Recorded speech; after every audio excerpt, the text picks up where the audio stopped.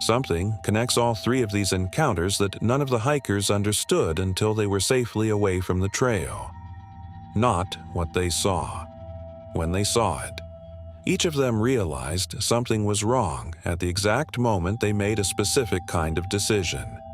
I am going to hold that until the end, because once you hear it, the three stories stop being separate accounts and become one. 16 days into my through hike, and I had gotten used to trail friends. That is what AT hikers call them. Trail friends. People you meet at shelters or water sources who end up walking at your pace for a day or two before your schedules diverge. The culture of the trail is built on that kind of easy, temporary companionship. You share miles with strangers and then you do not, and that is the nature of the thing. I had met and parted with probably a dozen people in 16 days and thought nothing of it. October 14th, 2019. I was in the Blue Ridge section in Virginia, 2 days south of Waynesboro, moving through a dense hardwood section that had turned fully in the fall, the kind of color that makes you stop walking just to look at it. I had been alone since morning when I became aware of footsteps behind me. Not immediately behind, maybe 30 feet back. The pace matched mine exactly. Not in the way a hiker falls into your rhythm naturally over time, but immediately, from the first moment I noticed them. Already synchronized, as if the pace had always been there and I had just started hearing it. I turned around. A figure, male presenting, full through hiker setup, pack, trekking poles, trail-worn clothing. He raised a hand in the standard trail greeting. I raised mine back and slowed slightly so he could catch up. He fell into step beside me. He said his name was Callum.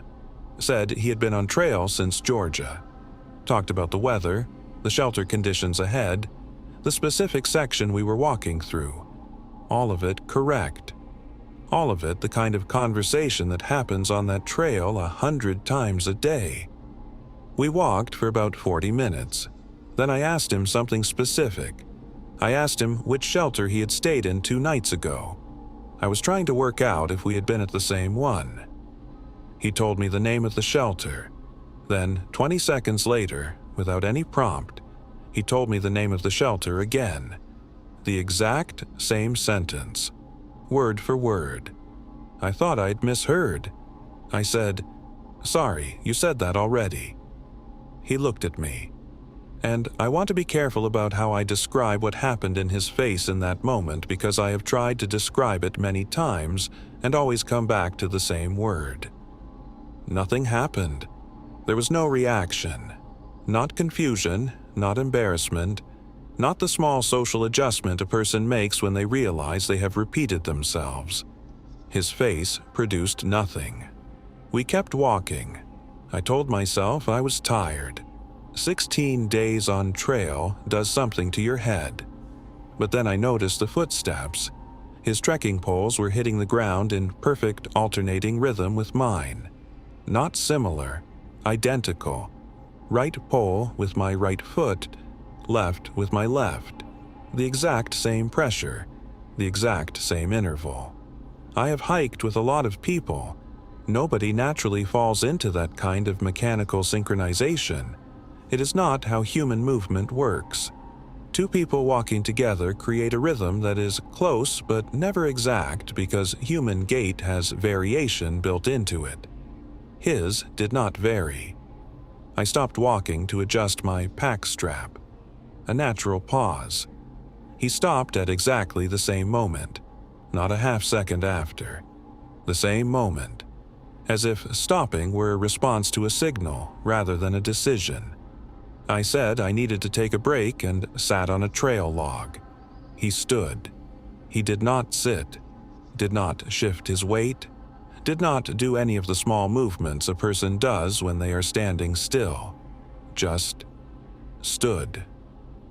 I looked at his face again. The eyes were correct. The right color, the right position, everything anatomically present. But there was something behind them that was not doing the thing eyes do when a person is looking at something. They were pointed at me. They were not seeing me. I picked up my pack and started walking fast. I did not look back for the first mile. When I finally did, the trail was empty. I checked the shelter register that night for the name Callum. It was not there. I checked the 2 shelters before it.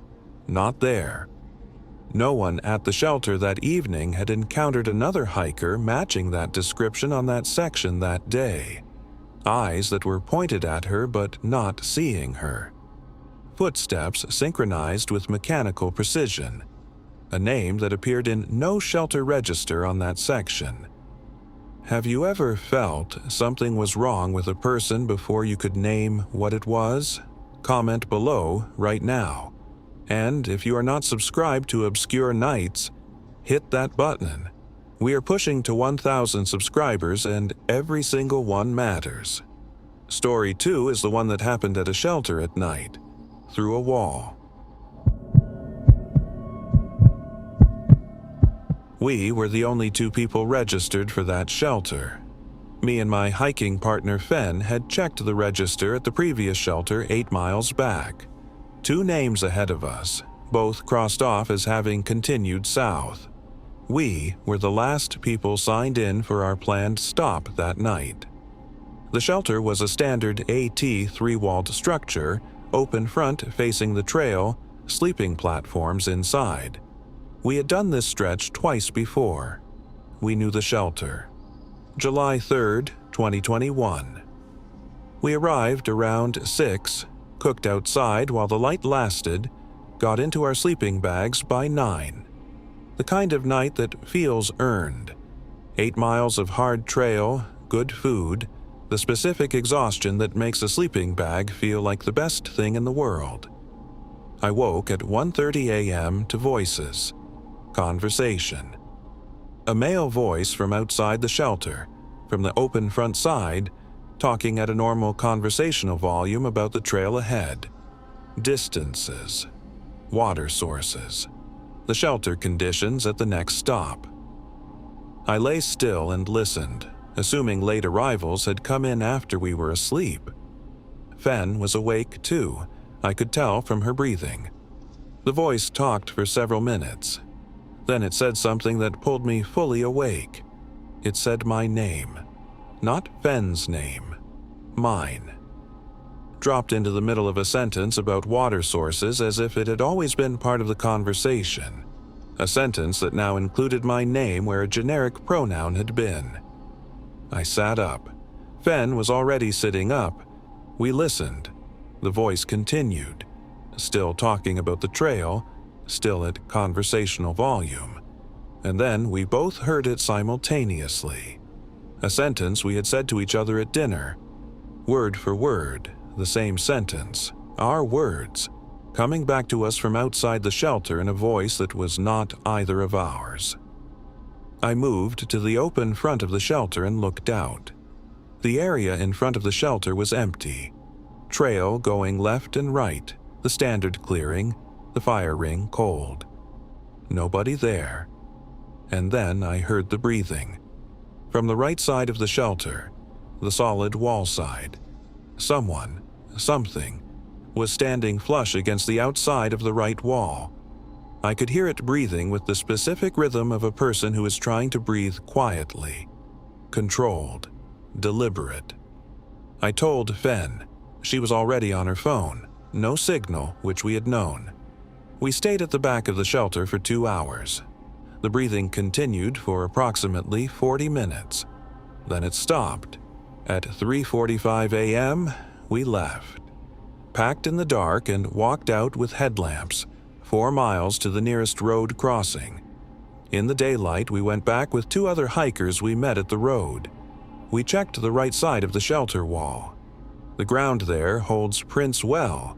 It is soft and slightly damp from a small overhang drip line above it. There were no prints, not compressed ground, not disturbed leaf matter. Nothing that indicated anything had been standing flush against that wall for 40 minutes in the middle of the night. Fen and I have talked about this many times since. The detail we keep returning to is not the breathing. It is our sentence. The one from dinner. Said back to us in a voice that was neither of ours, from a position outside a wall where nothing left a mark. Whatever was there had been listening to us at dinner. 3 hours before we heard it, it had been there the whole time. It repeated their exact words back to them. It breathed against a wall for 40 minutes and left no prints. It had been listening since dinner. What do you think was outside that shelter wall? Drop your theory in the comments right now. And if this is the kind of story that keeps you up, subscribe to Obscure Nights. We post every week and the next one is already being built. Smoky and I had been hiking partners for 3 years. I want to establish that clearly before anything else. 3 years of shared miles means you know someone's pace, their posture, the specific way they carry their pack, the color of their rain jacket, the sound of their breathing on an uphill climb. You know them the way you only know a person you have walked beside in silence for hundreds of miles. You do not have to think about recognizing them. Recognition is automatic. August 29th, 2022.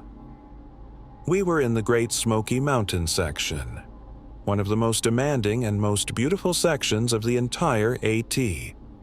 We had stopped to eat lunch at a viewpoint around noon and agreed to meet at a water source 3 miles ahead after I stopped to photograph a section of trail I had wanted to document since our last hike. Smoky went ahead. I spent about 20 minutes with my camera, then continued on the trail. A mile in, I looked up from the trail and saw Smoky, standing about 60 feet off the trail to my left, in the trees, facing me. My first thought was that she had doubled back for some reason. I called her name. She did not respond. I called again. Nothing. I left the trail and walked toward her. The pack was right. Her blue osprey, the red stuff sack she keeps on the top.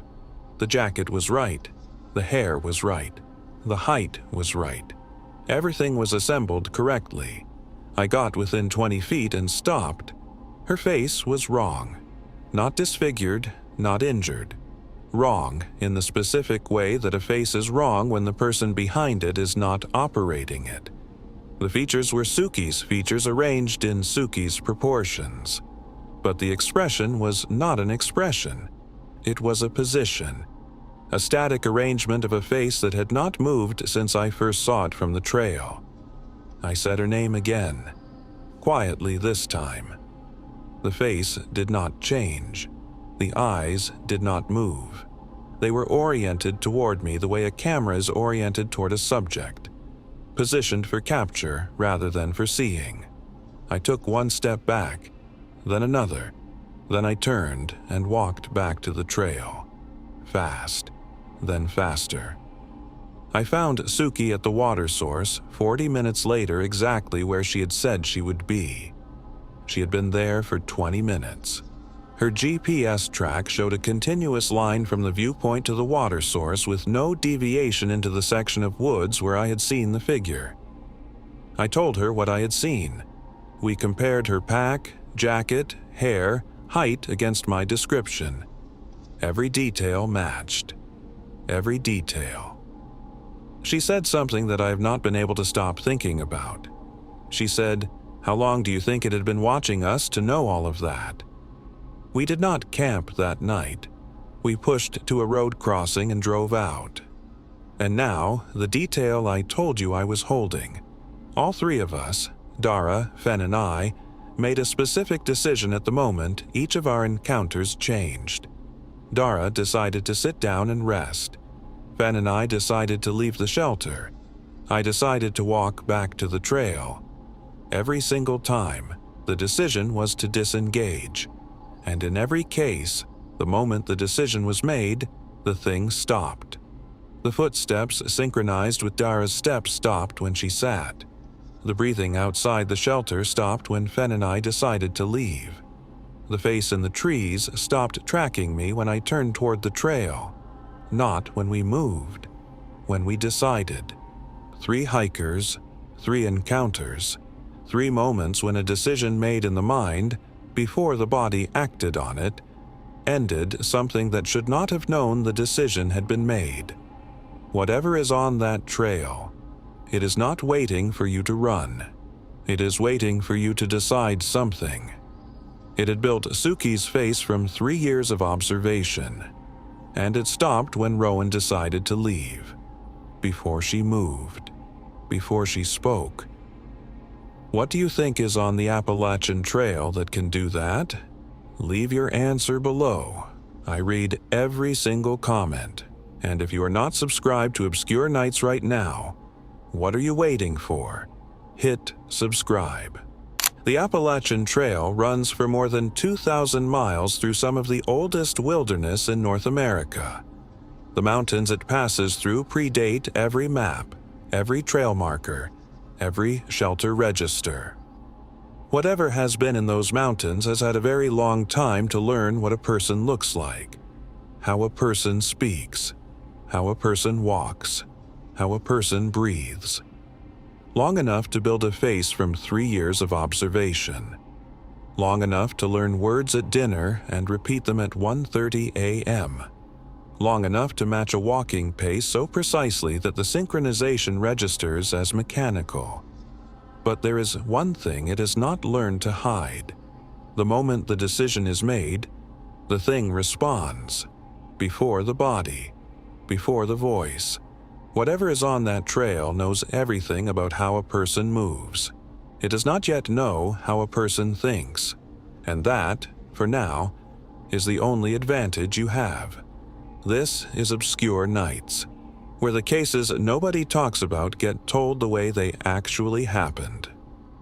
Subscribe, because next week, something older than the trail, and it has had much longer to learn. Good night.